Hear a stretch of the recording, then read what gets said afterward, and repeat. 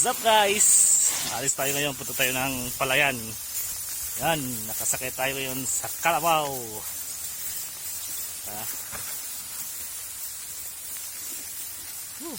Init. Ang haling tapat. Yan.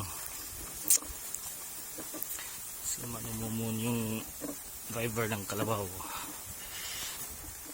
Yan, yung gulay. Sones.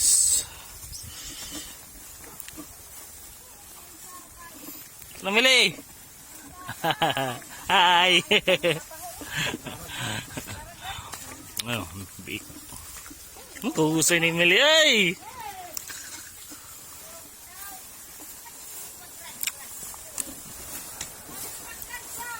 Oh, upod ton. Tatawid na tayo ng ilog.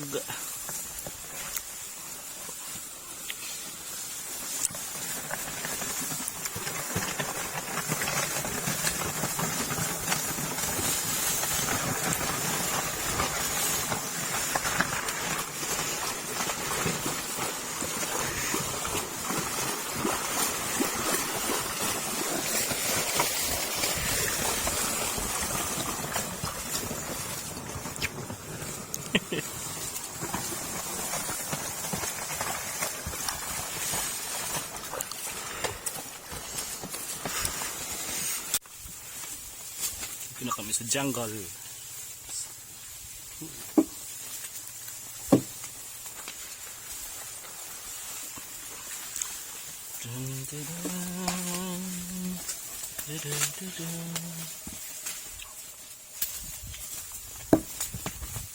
Nabibigatan na yung kalabaw sa akin.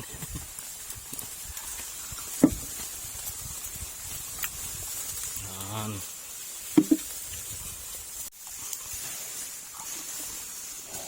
Ang dali mo.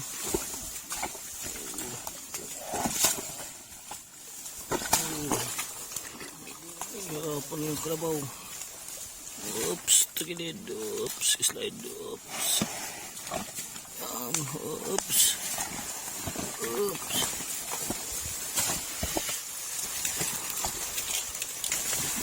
Yan. Yan. Ito na yung palaya namin. Yan.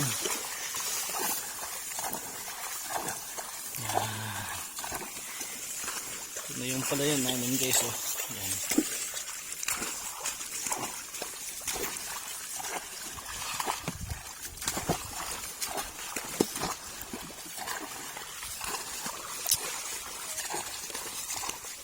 Tatanim tayo ng palay para may pangkonsumo.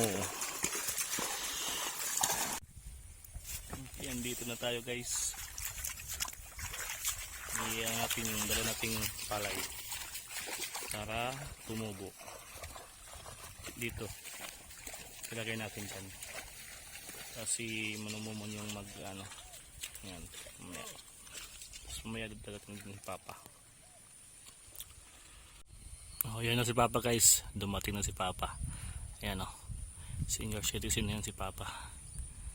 I am proud farmer. Dahil dito sa Palayan, tinaguyod kami ng aking magulang, diba? Kaya pahalagahan natin yung ating pamumuhay. Yan. Papa. Mga 12 or 13 kahon to dito.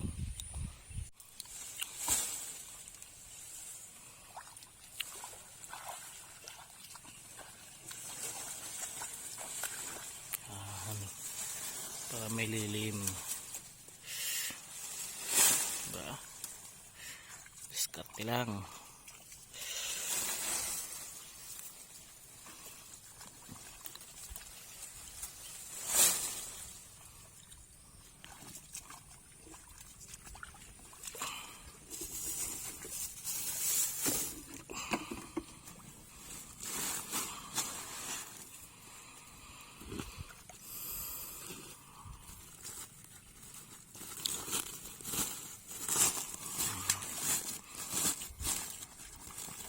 Ito na yung ano natin guys. Oh. Yan. Yan na yung mga binhi natin.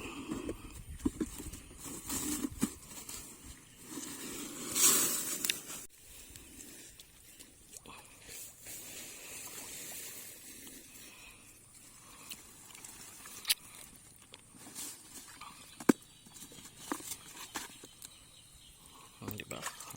Ayos. Nagragrag na tayo. Yun yung tawag dito sa amin. Ragrag.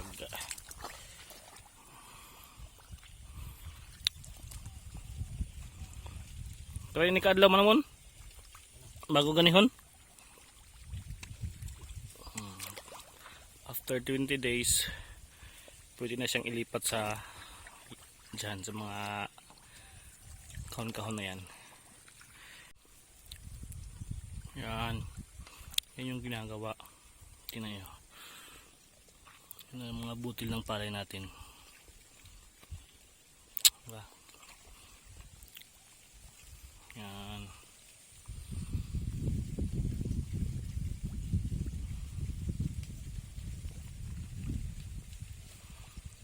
Kasi ito yung paligid. May mga niyog kami dito guys eh. Tapos kawayan, tapos nipa.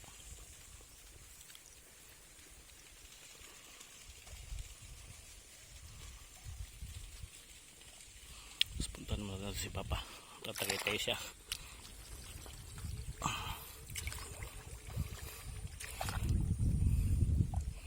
Tapos ito yung ano, itlog ng kuhol.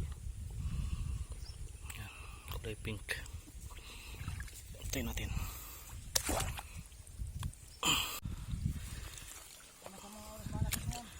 Maya pang hapon.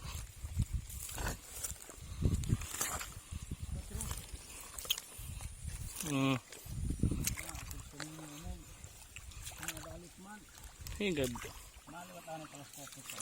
Yan.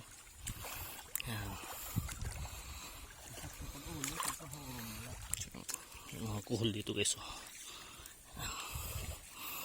Mga kuhol, mga panira sa kananim.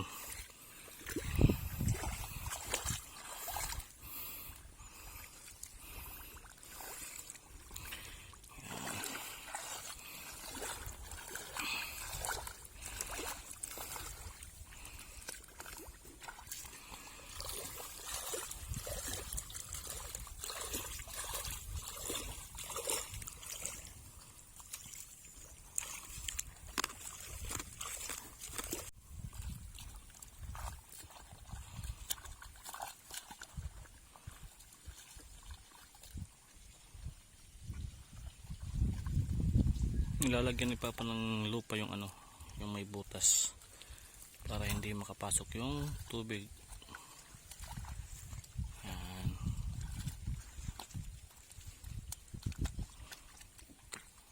Ano yan? 1, 2, 3, 4, 5 plat.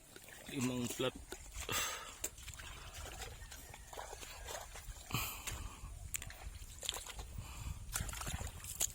Yung binhi natin ay binigay ng DA number 222. Sana ay maging maganda yung bunga niya. Diba?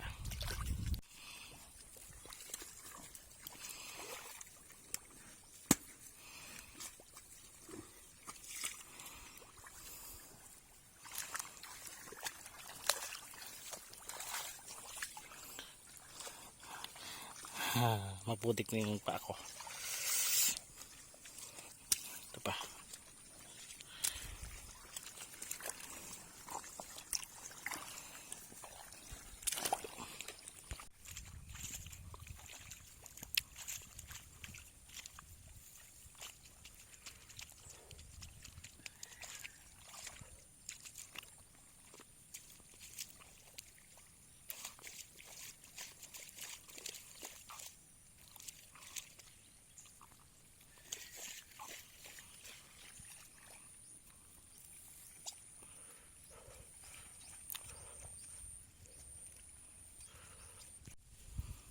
Okay guys, yan nga pala yung ano, yung tinatawag dito sa amin na balsa, yung hinihila ng kalabaw. Diyan namin nilalagay yung mga kailangan gamit papunta lang pala yan, gaya ng palay, ganyan, tapos ibang mga gamit pa din. Tapos, dyan din ako sumakay kanina, kaya masaya, masaya, diba? Next time sasakyan naman tayo ng kalabaw, tayo yung magmamaneho sa kanya kung marunong tayo, baka mabangga tayo. Sige.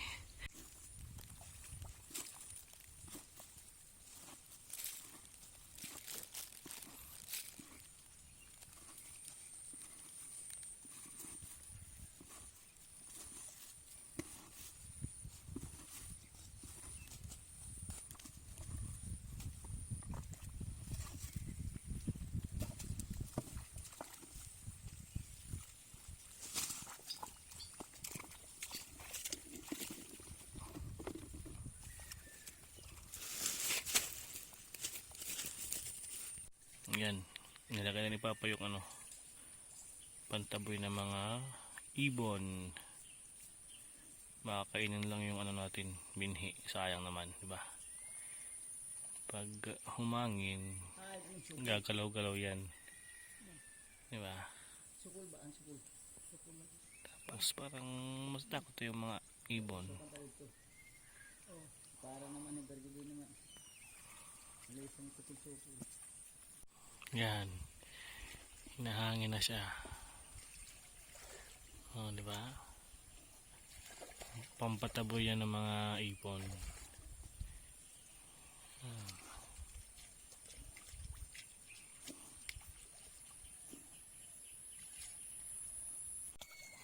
Yan, naubos na yung 3 sako na binhi.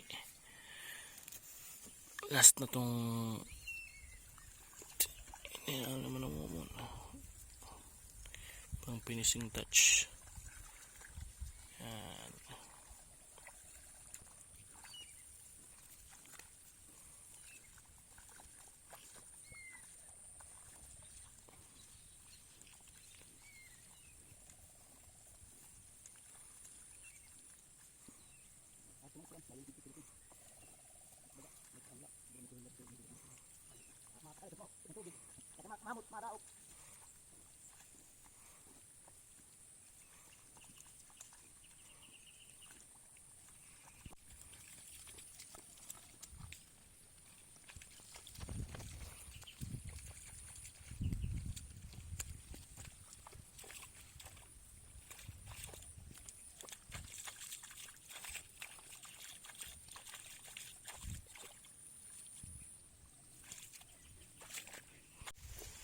Okay guys, tapos na yung pagkaan natin ng binhi.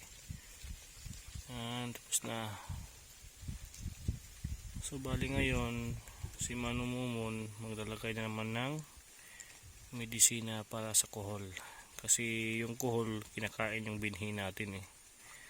Kaya kailangan natin silang patayin para mabuhay ang ating palay. Diba?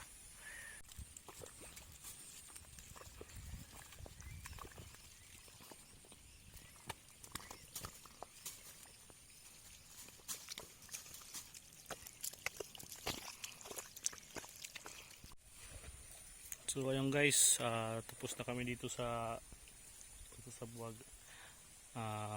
Kami uuwi na kasi gutom na kami. So thank you for watching guys. Please subscribe to my channel. Bye bye.